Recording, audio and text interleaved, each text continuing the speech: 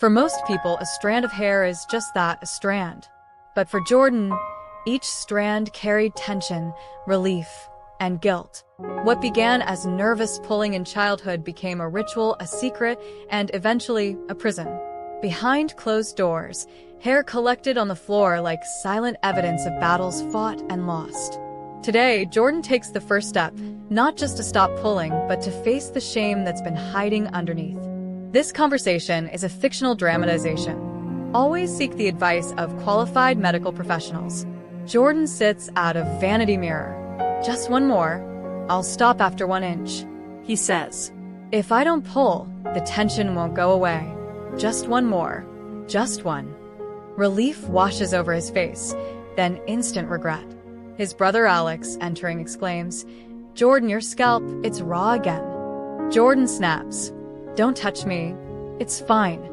He says in his mind, I know it's not fine, but I can't stop. In his office, soft hum of computers. Jordan sits at a desk, fidgeting, hands under the table, pulling strands discreetly. His boss calls out, Jordan, are you okay? You've seemed distracted lately. Jordan, forcing a smile, replies, yeah, fine, just allergies. He says to himself, if they notice, they'll think I'm weird. They'll see what I hide. A quiet therapy room. Jordan sits across from Dr. Marcus, uneasy but hopeful. Tell me about when the pulling happens. Dr. Marcus prompts. Jordan says, when I'm anxious or bored or when my thoughts won't stop. He thinks in his mind, if I stop, I'll panic. I'll unravel. Dr. Marcus asks again, we can try habit reversal training. Replace the pulling with a small action, maybe clenching your fists or using a stress ball. Jordan, hesitant, replies, that sounds impossible. Dr. Marcus says gently, not impossible, Jordan. Just one strand at a time. Jordan exhales, thinking. A small glimmer of hope flickers. In his living room, TV flickers in dim light. Jordan holds a stress ball. His hands twitch toward his hair, but he stops himself. The urge is strong, my scalp tingles, but I'm holding on. Literally, he says to himself. Alex says, hey, you didn't pull just now. That's huge. Jordan, half smiling, says, maybe I can fight it. Later in the kitchen, Jordan sits with parents. A moment of tension, then courage. Jordan, why the hats lately? You're hiding again. His dad says, with concern. Jordan replies quietly, I pull my hair. I can't stop. In his mind, they'll think I'm disgusting, weak. His dad reaches across the table, holding his hand, then says, no, honey, we just want to help you heal. Jordan, teary, says, I don't want to hide anymore. Back in therapy, there is a whiteboard with triggers written. Stress, nighttime, silence, anxiety.